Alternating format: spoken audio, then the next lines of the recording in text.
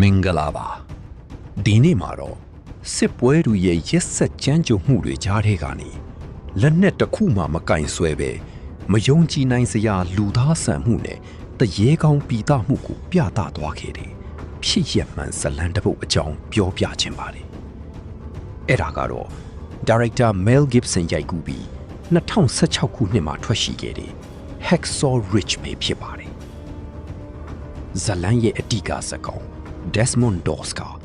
ဗာဂျီးနီးယားပြည်နယ်ကရိုးသားတဲ့လူငယ်လေးတစ်ယောက်ဖြစ်ပြီးသူ့ရဲ့ငယ်ဘဝကတာယာမှုထက်သင်ခန်းစာတွေနဲ့ပြည့်နှက်နေခဲ့ပါတယ်အထူးသဖြင့်သူ့အကူဖြစ်သူနဲ့ရန်ဖြစ်ရင်မတော်တဆအသက်အန္တရာယ်ဖြစ်လူနီးပါဖြစ်ခဲ့ရတဲ့ဖြစ်ရန်နဲ့စစ်ပြန်တူဖြစ်တဲ့သူ့ဖခင်ရဲ့အယက်သမားဘဝအကြမ်းဖက်မှုတွေက Desmond Doss ကိုလူအသက်ကိုမတတ်ရဆိုတဲ့ပြင်းထန်တဲ့ဘာသာရေးယုံကြည်ချက်ကိုစွဲကင်မိစေခဲ့ပါတယ်ဒုတိယကမ္ဘာစစ်ကြီးဖြစ်လာတဲ့အခါမျိုးချစ်စိတ်ကြောင့်စစ်ထဲဝင်ခြင်းပြီးမယ်တခြားသူတွေလိုတနက်ကင်ဖို့မဟုတ်ပဲလူအသက်ကိုကယ်တင်မိစီးသက်သားအဖြစ်တာဝန်ထမ်းဆောင်ဖို့ဆုံးဖြတ်ခဲ့ပါတယ်ဒါပေမဲ့စစ်တပ်ဆိုတာအမိတ်နဲ့လက်နက်ကိုအဓိကထားတဲ့နေရာပါလေ့ကျင့်ရေးစခန်းကိုရောက်တဲ့အခါ Desmond Doss ရဲ့တနက်မကင်လို့တဲ့ဆုံးဖြတ်ချက်ကလှောင်ပြောင်စရာဖြစ်လာခဲ့ပါတယ်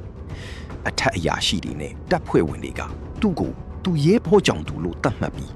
ကိုထီလက်ရောက်စော်ကားတာဖိအားပေးတာတွေလုပ်ခဲ့ကြပါတယ်စစ်ခုံရုံးအထိရောက်ခဲ့ပြီမယ်သူကနိုင်ငံအတွက်တာဝန်ထမ်းဆောင်ခြင်းနဲ့ဒါပေမဲ့လူမတက်ချင်ဘူးဆိုတဲ့သူ့ရဲ့ဆုံးဖြတ်ချက်ကိုအလျှော့မပေးခဲ့ပါဘူးနောက်ဆုံးမှာတော့သူ့ဖခင်ရဲ့ကူညီမှုနဲ့အတူလက်နက်မပါပဲစစ်မြေပြင်ကိုလိုက်ပါခွင့်ရရှိခဲ့ပါတယ်စစ်မြေပြင်ကအိုကီနာဝါကျွန်းက Hacksaw Ridge လို့ခေါ်တဲ့မဆောက်တဲ့ကြောက်တောင်ကုန်းကြီးပေါ်မှာဖြစ်ပြီးဂျပန်တပ်တွေရဲ့ပြင်းထန်တဲ့တိုက်စစ်ကြောင့်အမေရိကန်တပ်ဖွဲ့တွေအထိနာပြီးဆုတ်ခွာခဲ့ရတဲ့အချိန်မှာ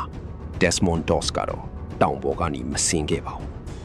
သူကရန်သူတွေကြားထဲမှာတဦးထဲကြံရစ်ခဲ့ပြီးဒဏ်ရာရနေတဲ့ရဲဘော်တွေကိုလိုက်လံရှာဖွေခဲ့ပါတယ်သူကမောပန်းနွမ်းနေပေမဲ့ဒဏ်ရာရစစ်သားတွေကိုကျူးနဲ့ချီပြီးတောင်အောက်ကိုတယောက်ပြီးတယောက်ပို့ဆောင်ပေးခဲ့ပါတယ်သူကတင်ပေးတဲ့လူတိုင်းအတွက် Please Lord help me get one more ဖျားသခင်ကျွန်တော်ကိုနောက်ထပ်တယောက်လောက်ကတင်ခွင့်ပေးပါလို့ဆုတောင်းခဲ့ပြီးအဲ့ဒီညမှာတင်သူကလူပေါင်း85ဦးရဲ့အသက်ကိုလက်နက်မပါဘဲကယ်တင်နိုင်ခဲ့ပါတယ်ဒီလောက်ရကရခင်ကသူ့ကိုနှိမ်ချခဲ့တဲ့ရဲဘော်တွေကိုအကြီးအကျယ်တုန်လှုပ်စေခဲ့ပါတယ်နောက်တနေ့တိုက်ပွဲမှာတော့စစ်သားတွေက Desmond Doss ရဲ့ဆုတောင်းမှုကိုခံယူပြီးမှသာရှေ့ဆက်တိုက်ပွဲဝင်တဲ့အထိသူ့ကိုယုံကြည်သွားကြပါတယ် Desmond Doss ကတိုက်ပွဲမှာဒဏ်ရာရခဲ့ပေမဲ့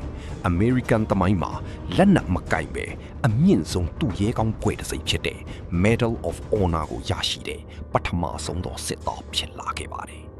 Hacksaw Ridge ကစစ်ပွဲရုပ်ရှင်တစ်ခုထဲပို့ပါတယ်ဒါကလူတစ်ယောက်ရဲ့ခိုင်မာတဲ့ယုံကြည်ချက်ကလောကကြီးကိုဘလို့ပြောင်းလဲနိုင်တယ်လဲဆိုတာကိုသက်သေပြလိုက်တာပါဒါအပြင်စက်သိန်းပိုင်းမှာပါတဲ့ဖြစ်ရမှန်အင်တာဗျူးမှတ်တမ်းတွေကလည်းကြည့်ရှုသူတွေကိုမျက်ရည်ကျစေခဲ့ပါတယ်နောက်နေ့ဒီမှာလေစိတ်ဝင်စားဖို့ကောင်းတဲ့ရုပ်ရှင်အကြောင်းအရာတွေကိုဆက်လက်တင်ဆက်ပေးသွားမှာမို့စောင့်မျှော်နားဆင်ပေးကြပါဦးနားဆင်ပေးတဲ့အတွက်ကျေးဇူးတင်